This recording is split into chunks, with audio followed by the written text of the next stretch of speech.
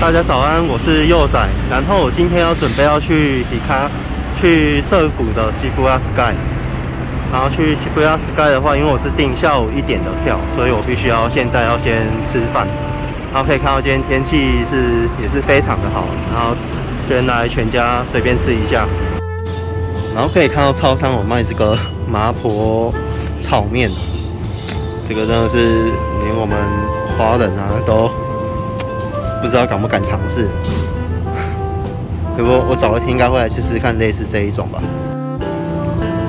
然后这边全家的午餐便当也可以看到它有卖这个台湾风的烩面，不过它就是有加1颗蛋上去，然后有加豆芽菜，然后就是类似我们的干面跟切仔面吧。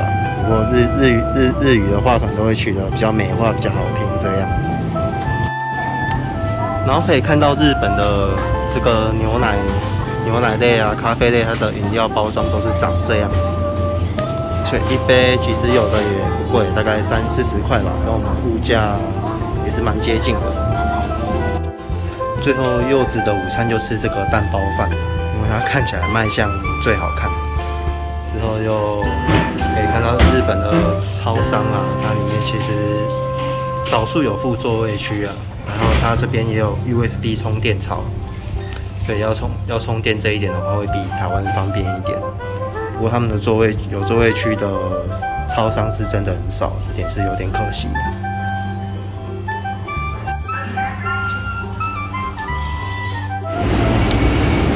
接着准备前往涩谷。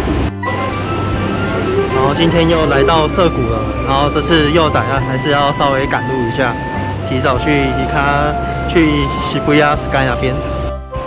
那我们继上次的视频，这次又再度来到这个西布亚 Scramble Square， 之后可以逛一下这个 Scramble Square， 可以看到它里面有卖一些台湾比较少看到的日系品牌。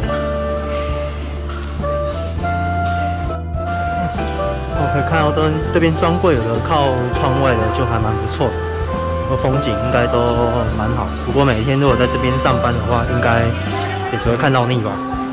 然后这边都比较多主打女性在买的东西了，所以幼仔可能就简单逛过去就好。这边可以看到西布亚 Scramble Square 的简介，然后有兴趣的朋友还是可以看一下它各楼层有什么东西。再往上，这边楼层还有Tsutaya Bookstore， 还有星巴克。坐在这边一边看那个涩谷的风景，其实也蛮不错的。之后可以看到这个围墙还蛮吸睛的，原来是我们台湾的招牌品牌鼎泰丰，看来在日本也是蛮热门的。然后幼仔现在到14楼了，待会准备要看西布亚 Sky 了。我们这边旁边的观景楼梯。可以看到东京铁塔，之后幼仔如果有时间也会过去看。之后很顺利的幼仔这次没有被赶在外面，就终于可以来看涩谷天空的风景了。我们可以简单看到的话，可以看到代木大楼，然后像新宿的地标。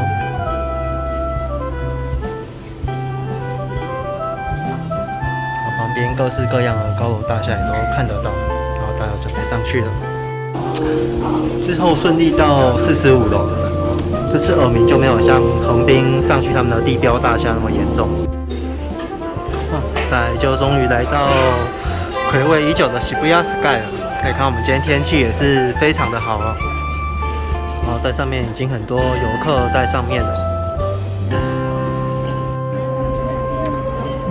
之后我们可以看到风景是非常的漂亮的，可以看到我刚刚说的代木大楼，还有新宿那个方向的地方。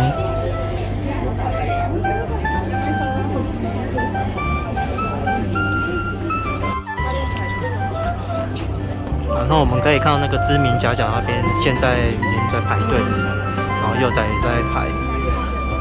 然后可以看到这边的风景也是相当的漂亮，不过缺点就是今天真的是中午是还蛮热的，就算已经是秋天，所以就不太建议大中午来的话还穿着外套。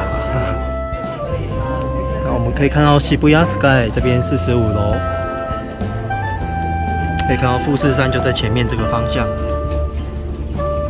可是也不知道是不是因为云层的关系，导致它的山形没有很凸显。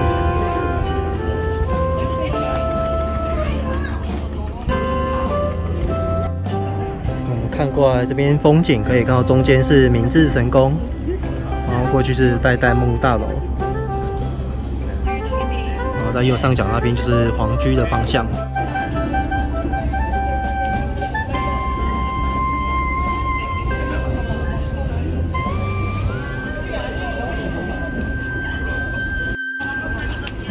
然后乘着手扶梯上来，终于看到真正的涩谷的天空了。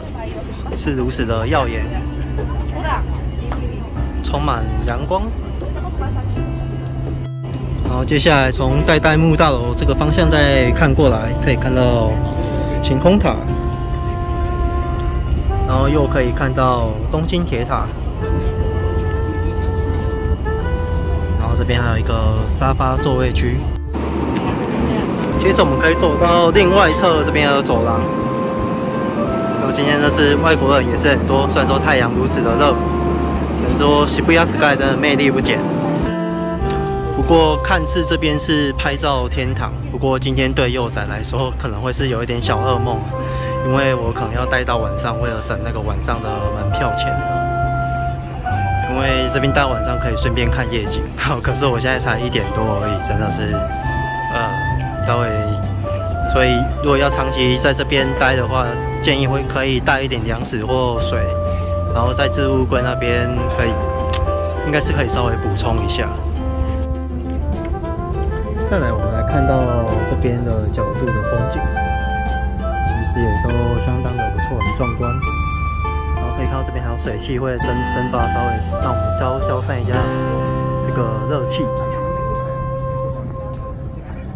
幼崽有上去请人家帮忙拍个照，哇，这个地方真的是，如果也可以在这边喝水啊、吃东西，肯定会蛮不错的。可惜就是日本这边有定规矩，就是要遵守这个规矩。之后我们可以看到这个涩谷天空的标志真的非常的好看。现在幼崽要下去补充水分。可以看到上面都是有人在拍照的。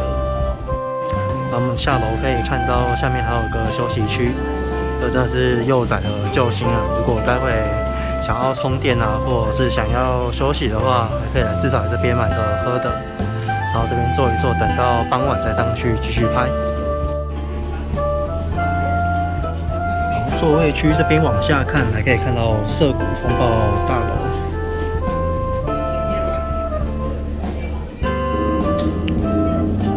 然后Hikari也看得到，这边真的是风景还是比Hikari那边壮观的。Hikari那边的好处是看109那个十字路口那边方向方便。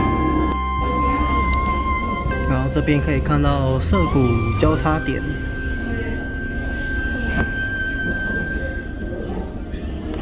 然后109大楼也能看到。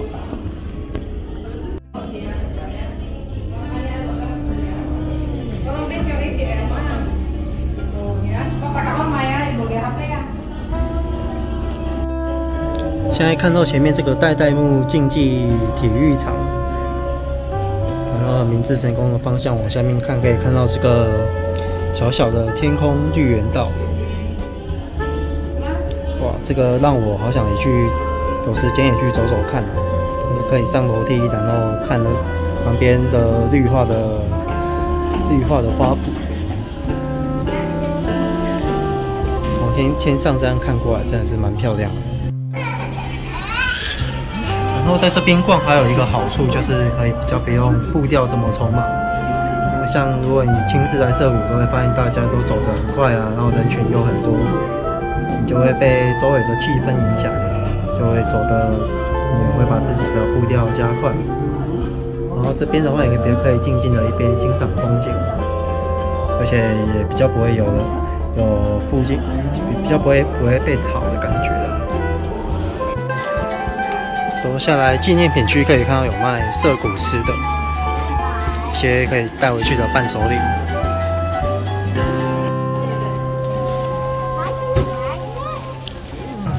然后像这个衣服，我觉得还蛮想要的，就穿回去台湾应该也是蛮独一无二的吧。哇，然后这边涩谷 Sky 的那个厕所真的还蛮厉害的，然后做的蛮干净的，我还以为来到无尘室一样。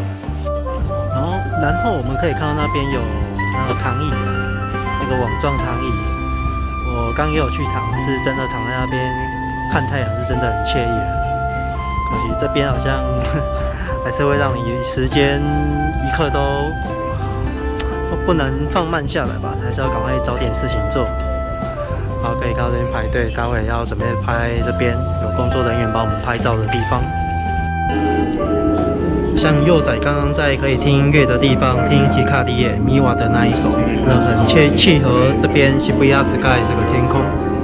然后我们现在可以看到东京铁塔已经开始亮灯了，再晚一点就可以准备看夜景。然后我们可以看到傍晚这个时间人已经开始越来越多。然后这个夜景是真的非常的漂亮，我可以看一下。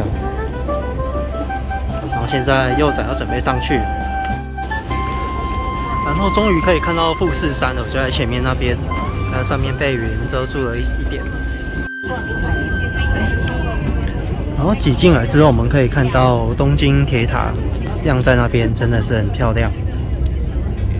然后星空塔就在旁边。雨的夜景也是蛮无敌的，可惜就是隔着玻璃，所以拍起来多少会有一些反光。其实这双塔夜景我看到最后，我觉得东京铁塔比较好看，因为东京铁塔它的颜色是真的很美，就像一个陈年老酒一样的伫立在那边。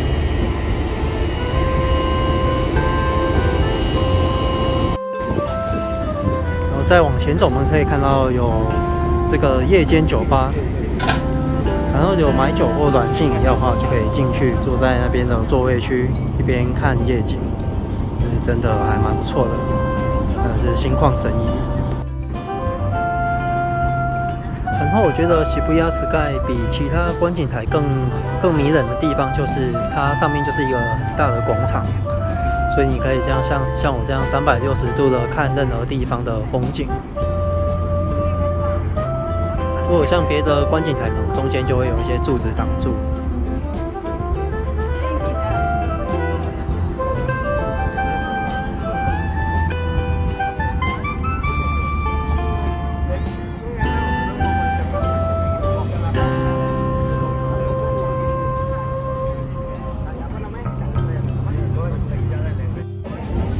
之后这边可以看到日本的上班族到了晚上也是要辛苦的在加班。然后我发现东京的夜景比台湾迷人的地方，就是它的灯光比较多，都是白光跟蓝光还有绿光这样显现出来。如果像台湾的夜景的话，可能就是那个城市的光几乎都黄光比较多。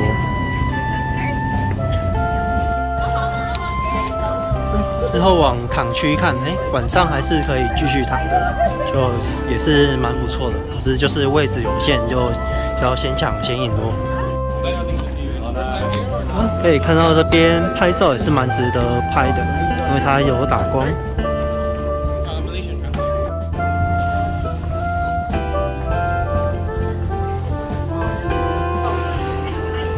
然后拍照了一整天，柚仔现在准备要回去了。这次的Shibuya Sky真的是让我非常的满意，满分是5颗星的话，我愿意给它5颗星哦，因为它真的夜景真的是还蛮强的，而且空间还算自由了。虽然说就是喝水比较麻烦一点，就有点像回到无尘室的感觉，要回去无尘室里面取东西，你就会看到有一个很有趣的现象，就会很多人在里面那个置物柜里面取东西。就会觉得，今天是大家一起来无尘室上班吗？都下了一个楼层，我们再看到下面这边，其实夜景也是很丰富、很漂亮的，而且没有人那边跟你抢着要拍照，就其实还蛮方便的。然后柚仔今天的影片就到这边结束了。然后喜欢像我这样子记录日本生活，随手拍、随手录，虽然说有些地方是真的不能录的人都可以欢迎订阅跟开启小铃铛。